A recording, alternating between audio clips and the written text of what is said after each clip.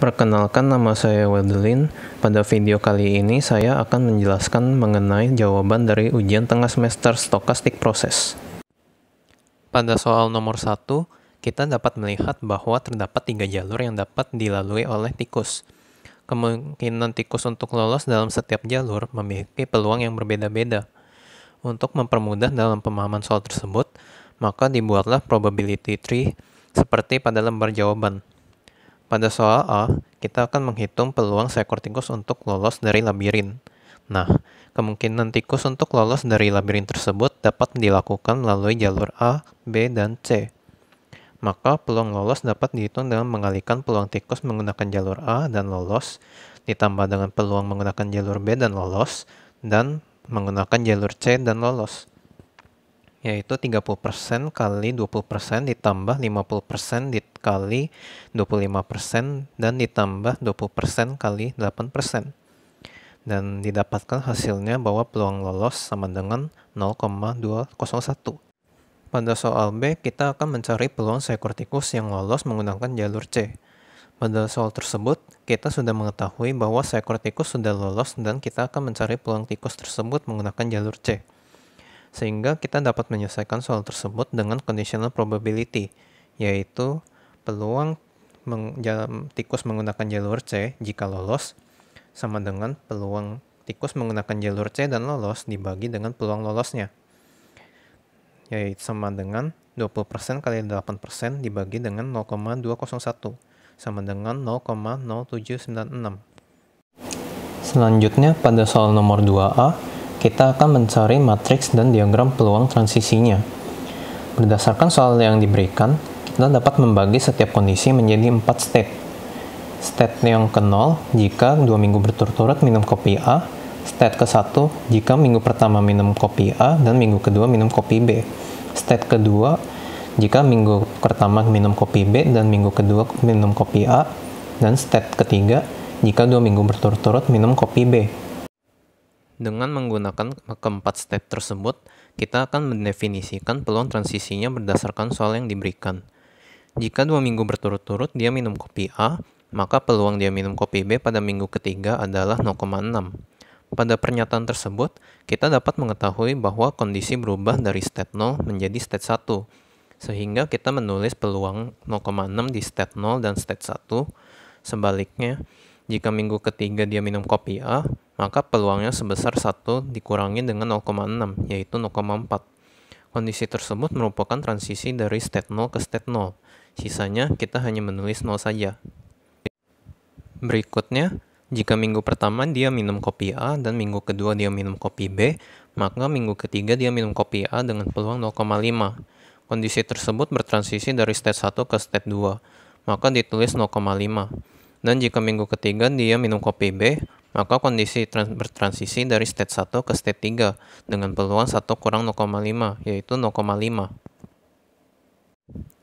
Selanjutnya, jika minggu pertama dia minum kopi B dan minggu kedua dia minum kopi A, maka minggu ketiga dia minum kopi A lagi dengan peluang 0,2. Kondisi tersebut bertransisi dari state 2 ke state 0, maka ditulis 0,2. Dan jika minggu ketiga dia minum kopi B, maka kondisi bertransisi dari state 2 ke state 1 dengan peluang 1 minus 0,2, yaitu 0,8. Dan yang terakhir, jika 2 minggu berturut-turut dia minum kopi B, maka peluang dia minum kopi B pada minggu ketiga yaitu dengan peluang 0,3. Kondisi tersebut bertransisi dari state 3 ke state 3, maka ditulis 0,3. Dan jika minggu ketiga dia minum kopi A, maka kondisi bertransisi dari state 3 ke state 2 dengan peluang 1 minus 0,3, yaitu 0,7.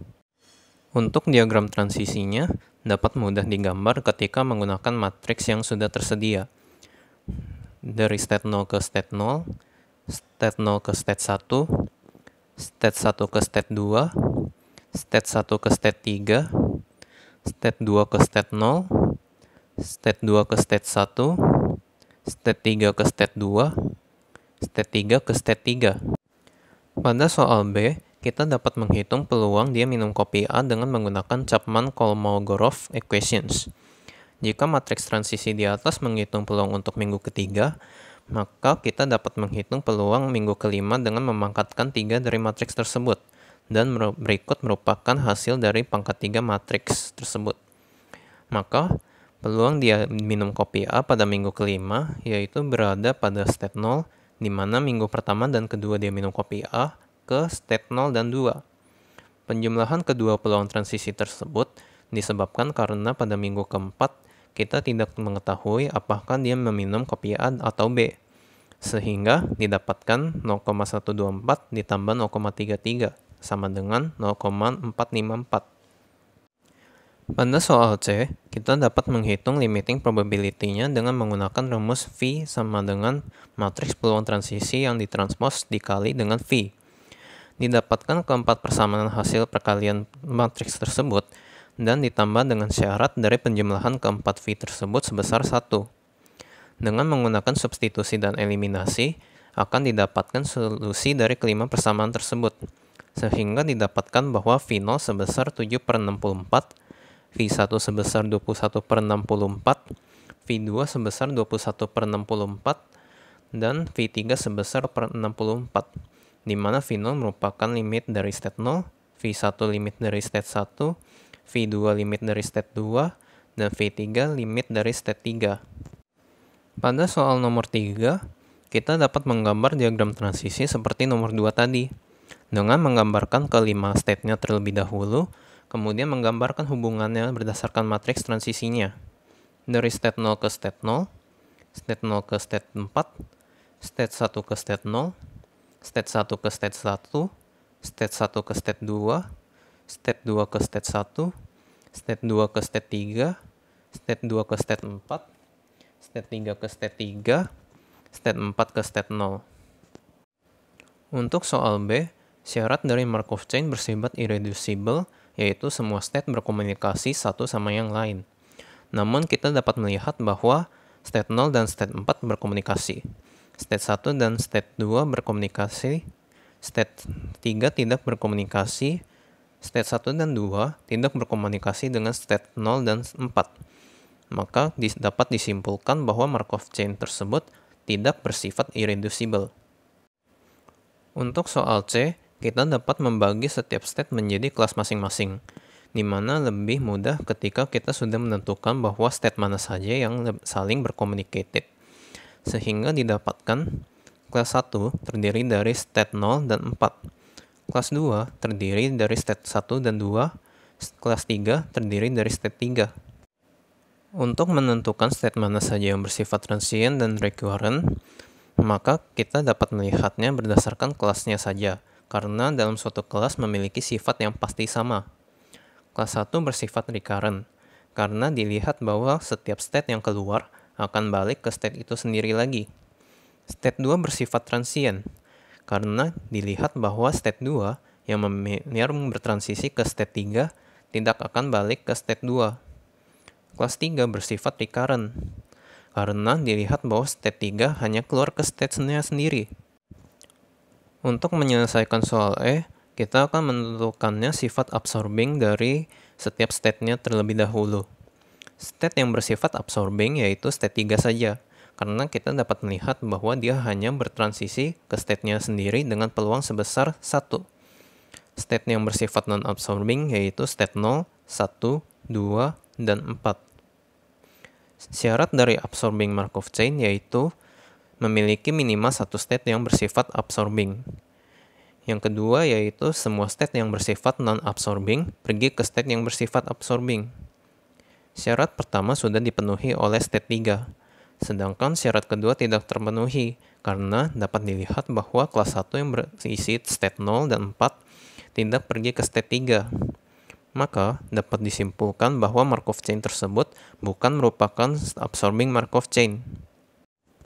Dari soal nomor 4, kita dapat mengetahui bahwa rata-rata proses sebesar 1/10 detik, di mana sama dengan lambda sebesar 0,1 detik. Pada soal A, kita akan mencari peluang paling sedikit diperoleh 3 query dalam 1 menit. Soal tersebut dapat diselesaikan dengan rumus Poisson, yaitu peluang N60 lebih besar sama dengan 3, sebesar 1 dikurang dengan peluang tidak ada query selama 1 menit. dikurang dengan peluang diperoleh 1 query selama 1 menit, dikurang dengan peluang diperoleh 2 query selama 1 menit, sehingga didapatkan peluang paling sedikit diperoleh 3 query sebesar 0,938. Pada soal B, kita akan mencari peluang bahwa query pertama direspon paling sedikit 4 detik, sehingga kita dapat menghitung dengan menghitung peluang inter-arrival time dari query 0 ke 1 dengan waktu lebih dari 4 detik. Solusinya dengan menggunakan exponential distribution, di mana PT1 lebih besar sama dengan 4, sama dengan 1 PT1 lebih kecil dari 4. Didapatkan hasilnya yaitu sebesar E pangkat minus 0,4. Pada soal C, kita akan mencari peluang perbedaan waktu antara query 1 dan 2, lebih dari 5. Solusinya dapat dilakukan dengan menggunakan exponential distribution seperti soal B, di mana dapat hasilnya sebesar E pangkat minus 0,5. Pada soal D, kita akan mencari peluang query ketiga direspon lebih dari 6 detik, sehingga kita dapat menyatakan soal tersebut menjadi persamaan yaitu PS3 lebih besar dari 6, sama dengan 1 dikurangin dengan PS3 lebih kecil sama dengan 6. Kita dapat mengetahui bahwa PSN lebih kecil sama dengan T, ekuivalen dengan PNT lebih besar sama dengan N. Sehingga kita dapat mengubah persamaan tersebut menjadi 1 dikurangi dengan PN6 lebih besar sama dengan 3, yang berujung mendapatkan hasil PN6 lebih kecil dari 3, yang yaitu peluang query diperoleh 0 dalam 6 detik, ditambah dengan peluang query diperoleh 1 dalam 6 detik, ditambah peluang query diperoleh 2 dalam 6 detik, sehingga diperoleh hasil 1,78 dikali E pangkat minus 0,6. Untuk soal nomor 5 bersifat non-homogeneous Poisson process, sehingga untuk menyelesaikan soal tersebut lebih mudah jika kita merumuskan model laju kedatangannya terlebih dahulu seperti yang diminta oleh soal A. Pada jam 10 sampai 12 siang, laju kedatangan pelanggan meningkat secara linear dari 2 sampai 4 orang per jam, sehingga kita perlu mencari persamaan garisnya terlebih dahulu untuk 2 jam ini. Didapatkan persamaan garisnya yaitu sebesar 2 ditambah T, dengan T dalam rentang 0 dan 2. Kemudian lajunya konstan selama 2 jam berikutnya. Dan dari jam 2 sehingga ditulis saja lajunya sebesar 4, dengan T dalam rentang 2 sampai 4. Dan yang terakhir diketahui sampai jam 6 tidak ada pelanggan yang datang, sehingga kita dapat menulis 0 pada rentang waktu tersebut. Untuk soal B, kita akan menghitung peluang paling banyak ada 1 orang antara jam 10.30 dan 11.30. Pada non-homogeneous Poisson process, kita dapat menyelesaikan masalah tersebut dengan mencari rata-rata atau nilai harapan dari waktu tersebut dengan mengintegralkan fungsi lambda sesuai dengan waktunya. Pada jam 10.30 sampai jam 11.30, fungsi lambdanya yaitu 2 plus T. Maka kita mengintegralkan fungsi lambda tersebut dan didapatkan bahwa rata-rata sebesar 3. Kemudian, kita dapat menghitung peluang dalam rentang waktu tersebut didatangi lebih kecil sama dengan 1 orang, sama dengan peluang untuk tidak ada orang ditambah peluang untuk ada 1 orang yang datang. Dengan memasukkan nilai rata-rata atau nilai harapan tadi ke rumus Poisson distribution, maka didapatkan bahwa peluangnya sebesar 4 dikali E pangkat minus 3. Untuk soal C, kita akan menghitung peluang paling banyak ada 3 orang antara 1.30 dan jam 3. Sama seperti soal B, kita dapat menyelesaikan masalah tersebut dengan mencari rata-rata atau nilai harapan dari waktu tersebut dengan mengintegralkan fungsi lambda sesuai dengan waktunya. Pada jam 1.30 sampai jam 2, fungsi lambdanya yaitu 4. Maka kita mengintegralkan fungsi lambda tersebut dan ditambah dengan pada jam 2 sampai jam 3. Fungsi lambdanya yaitu 0. Dan akhirnya didapatkan bahwa rata-ratanya sebesar 2. Kemudian, kita dapat menghitung peluang dalam rentang waktu tersebut yang didatangi lebih kecil sama dengan 3 orang.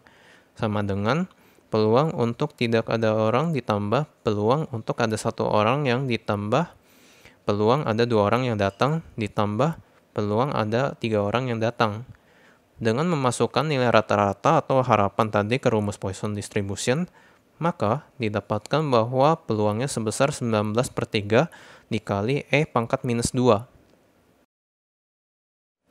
Demikian video penjelasan dari ujian tengah semester stokastik proses. Terima kasih.